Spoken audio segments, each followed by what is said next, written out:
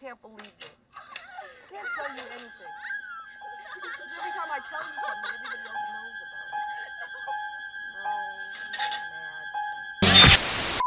What is up, everybody? It's Brandon coming at you live once again from Smith's Grove, and today we're going to be covering part 4 in the Friday the 13th series, Friday the 13th, the final chapter, released in 1984 and directed by Joseph Zito. So it's been said that part 3 was originally supposed to be the final movie in the franchise, ending the series as a trilogy. Despite never being billed as such, and after taking a year off, rumors began to swirl about a possible 4th installment. With poor reviews and a lack of respect overall for the genre, especially with the Friday the 13th series, and despite them making plenty of money at the box office, even toppling big-name movies at the time, slasher films were unfortunately very much on the quick decline by 1983, assuming that has a lot to do with oversaturation too. Anyway, due to this issue, as well as wanting to move on to do other projects, producer Frank Mancuso Jr. felt that it was time to end the story of Jason once and for all. Steve Miner, who directed the second and third Friday the 13th movies, turned down the opportunity to direct the fourth one, and as a result, filmmakers chose director Joseph Zito to helm part 4 after being impressed with his work as a producer/director of another Friday the 13th ripoff,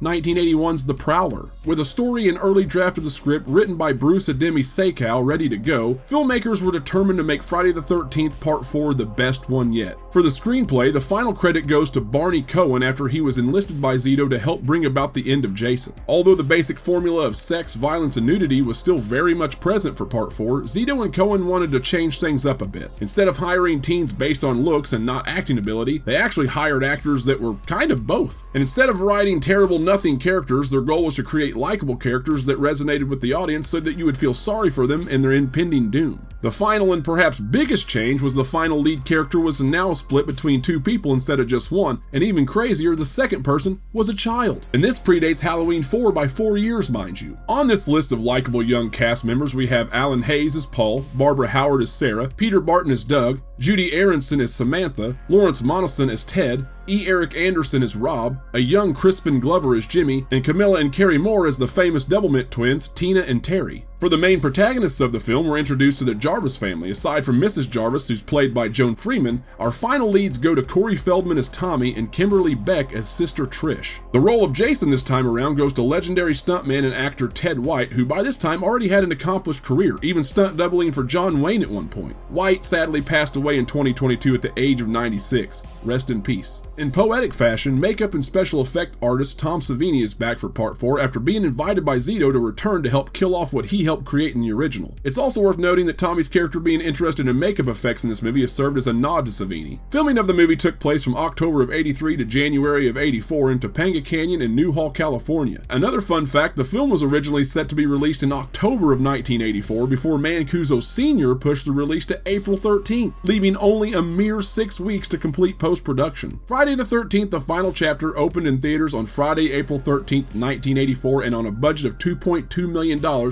raked in a box office total of $33 million, proving once again that the genre still knows how to make money. The critics, however, didn't give a shit about that at all because once again they completely annihilated the film in their reviews. Still, the film holds up to this day as one of the best in the franchise and is number 1 on many people's rankings. While I won't give my official ranking today, I will give you my review. But of course we all know the drill by now. That will come after we see how the Jarvis family fights off Jason once and for all in Friday the 13th, the final chapter.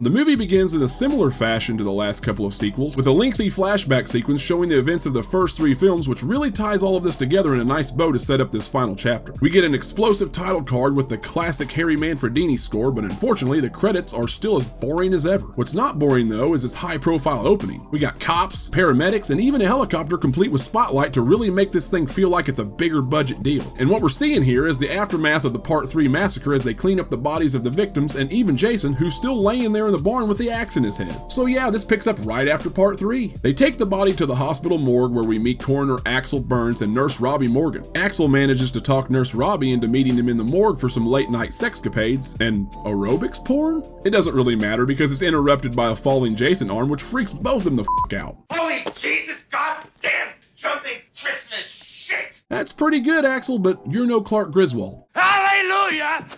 Holy shit! Where's the Tylenol? Robbie storms off, leaving Axel to his aerobics porn, but it's also short-lived as a newly revived Jason hacksaws Axel right in his throat before turning his head around. Damn, that's a good kill. He then finds Nurse Robbie up next and then kills her with a stab to the gut, and it cuts her all the way down to the belly button. Of course, this scene was heavily edited by the MPAA once again. Man, they suck. The next morning, we meet the new protagonists of the film, Mrs. Jarvis, Trish, and this little special effects artist wannabe, Tommy. They set up a little exposition which informs us that not only does Tommy enjoy making these masks, but also Mr. Jarvis is no longer in the picture. This, of course, is an attempt, in which I mentioned earlier, to relate to the audience more and make you feel sorry for these characters. We also learn here that the house next door is being rented out by some kids, to which Trish seems excited about the prospect of having entertaining company. And you know what? Let's meet some of those crazy kids now. Well, two of them anyway. The characters of Ted and Jimmy get the focus here as Ted grills Jimmy over being a dead fuck. And this is an insecurity that Jimmy will be obsessed with and carry around for the rest of his time in this movie. Don't be so hard on yourself, Jimmy. God, I'm horny.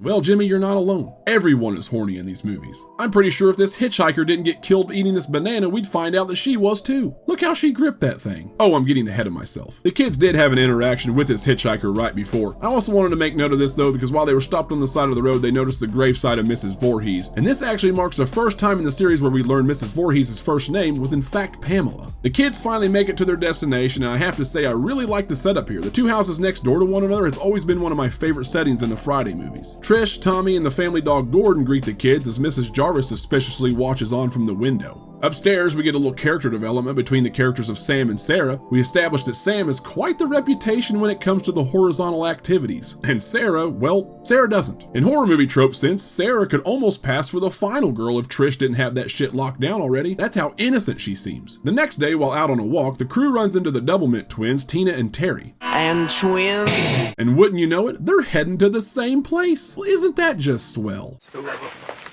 Count 'em. 1, 2. Very good, Ted. I'm proud of you. They all decide to give us some of that gratuitous nudity in the film by skinny dipping, much to young Tommy's delight. You know, thinking about being that age, I completely understand how he feels. But in hindsight, and what happened to Corey Feldman, it's a little weird now. On their way back home, Trish and Tommy break down, but meet the character of Rob, who they offer a lift to after he helps them get the car running again. He starts asking random questions about kids vacationing and also mentions that he's hunting bear, to which Tommy immediately calls him out on. They make it back to the house, and that evening, Tommy shows them all the shit that he's made. Next door, the festivities are beginning with Jimmy asking Terry to dance. Now, I would say that this is the most white people shit that I have ever seen in my entire life, but I don't think that I've ever seen another white person do this, so I'm just gonna go with it's a weird Crispin Glover thing. They all decide to slow dance for a bit, but things take a turn really fast when the twins start getting some extra attention from the boys. And twins. And out of the two, Tina seems to be the one causing all the major issues. She flat out denies Ted, sets her sights on Paul, which pisses off Sam, and then eventually settles on Jimmy, who she takes upstairs. Poor Terry's just left there dealing with Ted. Sam takes a nighttime skinny dip in protest of what's transpiring in the house, but Jason isn't having that shit. He lunges out of the lake while Sam is on the raft and impales her right through it. Oof, sold that one a little too much there, huh, Sam? Paul finally manages to break the twin magic spell and comes to his senses, so he heads outside to check on Sam. Unfortunately for him, he's too late when he finds her, and unfortunately for him, he also gets killed by Jason. And in probably one of the most gruesome ways that I could possibly think of, with a harpoon gun to the dick. Ouch. Rob hears this screaming, which lures him away from his campsite long enough for Jason to come wreck all of his shit, even destroying his rifle. Back at the party, Ted finds some old-timey porn to become fixated on while Tina and Jimmy are upstairs starting their own risky business. Terry just isn't having that shit anymore though, so she goes upstairs to try and talk Tina into going home. I'm gonna leave without you. You know she's serious when she can't even use her fake American accent properly. Terry heads out without her sister in tow, and Jason uses this opportunity to impale her during a lightning flash and throw her up against the side of the house. This is a really good kill here, I thought. Inside, Doug and Sarah are watching the old-timey porn with Ted, which apparently has Sarah wanting to turn her potential final girl card in because she tells Doug that she's finally ready. Damn, Sarah, you should know the rules by now. You just sealed your own fate. Meanwhile, Mrs. Jarvis makes it home only to find that the lights won't work and no one's there. While looking for the kids, she unfortunately gets killed by Jason off screen, which was supposed to have a payoff at the end in another dream sequence angle that the first few movies loved to lay on us, but thankfully that shit didn't happen this time around. Instead, we just got this lame off-screen kill. The kids make it home right after, and with their mother nowhere to be found, Trish decides to leave Tommy to fix the lights like the geek wizard he is while she hits the trail to find Rob. She makes it to his campsite where he about kills her with the machete, and it probably would have served her right too. You know what kind of night he's had, Trish? Well, since you don't, he's gonna explain it to you. We now find out that Rob is actually the older brother of Sandra, you know, the underage one from part 2, and he's out here seeking revenge against Jason, who he tells Trish is still on the loose. Back at the party house, Jimmy gets the affirmation he needed from Tina about being a dead fuck. I think you were incredible. Thank you, Tina. You don't know how good that makes him feel. Come on, Jimmy, let's celebrate. Go get us some wine. Well, shit. At least he died less miserable than he was a half hour ago. You're no longer a dead fuck, Jimmy. You just dead. Upstairs, Tina notices out the window that Terry's bike is still there next to hers. Somehow confused, she keeps double-mint checking out the window to make sure she's seen correctly. This gives Jason ample opportunity to apparently climb up the side of the house off-screen and pull this woman out the damn window down onto a car, killing her. What a wild-ass kill for a slasher movie. But I love it, to be honest. The whole timing of the glass exploding with the body hitting, it's perfect. The next one to go is Ted, who's high as a kite and still watching silent porn. Jason gets the last laugh here though as he stabs Ted in the back of the head with a knife. Upstairs, Doug and Sarah enjoy some shower time before Sarah gets out to dry her hair. Doug is then left behind for Jason to pick up sloppy seconds and smash his head into the shower wall. Poor Doug, he seemed like a good dude. Sarah comes back and discovers this, and in an attempt to flee, she gets an axe to the chest. And then there were 3. Rob and Trish make it back to the house to look for Jason. They head next door to the rental house as Tommy stays behind to look at Rob's newspaper clippings for a little foreshadowing. Rob heads to the basement first to look around while Trish heads up the stairs. She finds Doug dead in the shower, to which she panics and heads back to Rob. Rob gets jumped by Jason at this time and unfortunately for him gets hacked to death. Well, I think so anyway. Hold on, let me double-mint check. Okay, yeah, he's definitely getting murdered. Trish runs off and begins her final girl circuit, discovering some of the teens' bodies along the way. She makes it back to the Jarvis house to find Tommy and nail the door shut, leaving Jason to pull an old familiar trick out of his mask. Jason busts through another window next, grabbing Tommy, and I have no doubt in my mind that as a kid, even acting, that would scare the absolute shit out of me. Trish fights Jason off of Tommy with a hammer, and they escape as Jason crashes through the nailed up door. They lock themselves in Tommy's room, and as Jason hacks away at the door, Trish gives the old heave-ho to a TV using Jason's forehead. I know, Tommy, I know. I'd be crying too if that was my TV. Jason plays possum long enough to try and get the jump on Trish, but misses. He chases her back to the rental cabin, leaving Tommy behind in the Jarvis house. He gets Trish blocked in the house, so she has no choice but to run up the stairs, but now she's really in a pickle. And you know what we do in pickles? Why, we hurl ourselves out windows, of course. Sheesh, Trish. What do you think this is? A Texas Chainsaw Massacre movie? She does knock herself out from the fall for a minute, but manages to come to quick enough to get back to the house. Tommy, meanwhile, shows us that he isn't just an expert in mechanics and special effects, but somehow is schooled in psychology as well. He cuts all of his hair off to trick Jason long enough for Trish to get the upper hand. She knocks the mask off of Jason to reveal his grotesque features, and while he's focused on her, Tommy takes the machete and plants it right into his face. Oh, him sliding down on that is an excellent touch, I might add. That's not all though. Tommy notices Jason's fingers twitch, so he goes full ham on him with the machete, hacking him up in a fit of rage. This is obviously concerning to Trish, who witnesses this, which later in the hospital is excused by the doctor as normal behavior in times of severe stress. In the last scene, Tommy shows up in Trish's room to give her a big hug. But look out, he opens his eyes and glares psychotically into the camera in a nice teaser to end the movie. And that was Friday the 13th, the final chapter, released in 1984 and directed by Joseph Zito. Overall, I think this movie is fantastic, and honestly, it is one of the best in the entire series. And you know what, despite it only being made for like $2 million, it really felt like a bigger budget deal. The score, the lighting, the cinematography, the atmosphere, all that was on point in this movie. And honestly, I kind of enjoyed that little teaser at the end. From what I understand, that was Zito's way of kind of saying, hey, I know this is supposed to be the end, but these do really well and, you know, maybe this shouldn't be. So he added that in. I thought that was a cool touch. So now let's get to the pros and the cons. First up is the pros, and first I want to mention that, oh my god, the difference that it makes when you hire kids with acting ability, and when you write a decent script to go with it. Now, is it perfect? Of course not. Is there still some goofy ass dialogue?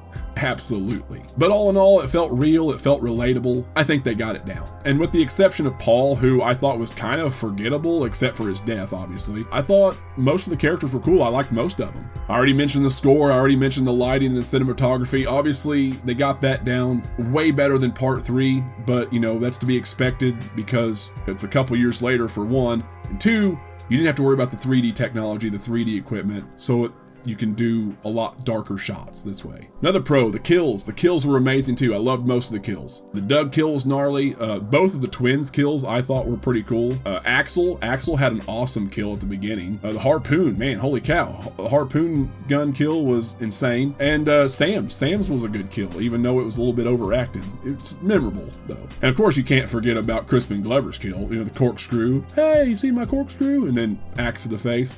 Classic.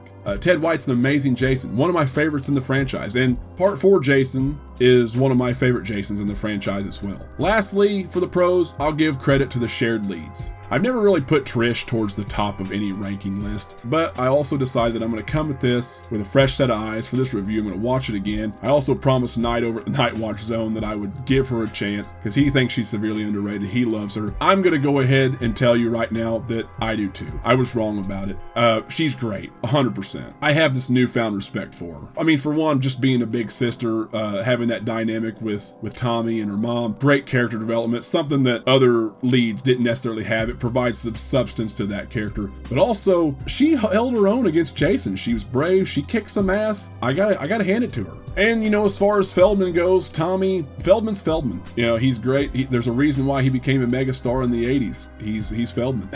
Despite what you think of now, what happened to him, he was great in this. He did a great job, and yeah, so obviously a pro has to go to Feldman for this too. Now for my cons. Honestly, I really don't actually have much to say for this entry in cons. Honestly, I think everything kind of lined up perfectly in this one, or almost perfect. It was a hell of a way to end a series. You know, obviously they didn't, but if they did, it would have been a hell of a way to do it. I think maybe the biggest issue I could find is Mrs. Jarvis's death. I mean, I'm glad they didn't go with that dream sequence ending like they did in the first 3 movies. That was tired out, you know, that was tired and played out. Obviously you didn't want that. But at the same time, maybe making her a discovery kill or something later during the Final Girl circuit would have been nice. Obviously just seeing her scream and get killed off screen and then never to be heard from again or seen again, you know, that was kind of God, Rob. You know, the character of Rob dying doesn't bother me that much. It would have been nice to have him not go out. It seems like even the strong characters like Rick,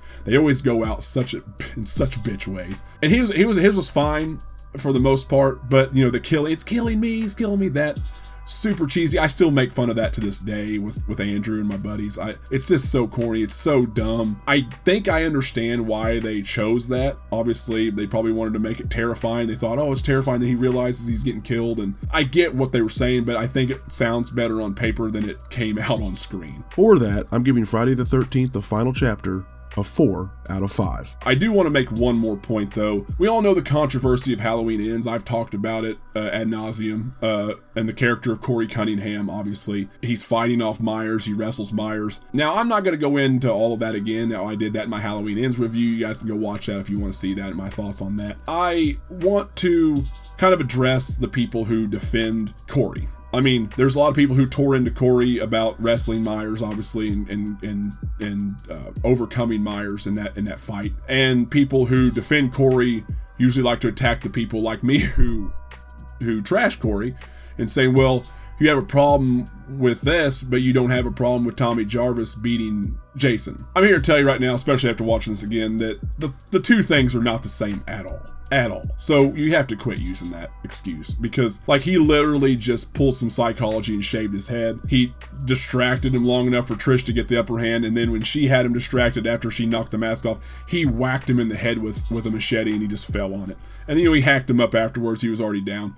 It's not the same thing as literally going into the sewer mad, Scooby-Doo wrestling this dude around and then taking his mask. It's not the same. Sorry. It's just not. You can't use that argument anymore. So now that that's out of the way, we have come to the end of an era with the conclusion of this chapter. Obviously, the series didn't end. Next time out, we're going to be looking at this new attempt to renew and restart the franchise with something different. Very different. So next time out on Smith's Grove, it's going to be Friday the 13th, Part 5, A New Beginning. And this one, guys, it brought its fair share of criticism along the way. And in more ways than one. We'll find out why and what my opinion is then. But until that day arrives, I want to thank you guys so much for your support. Thank you so much for watching. Make sure you hit the like button, the subscribe button. That way you don't miss any more reviews. And I'll see you in the next one. Stay sane.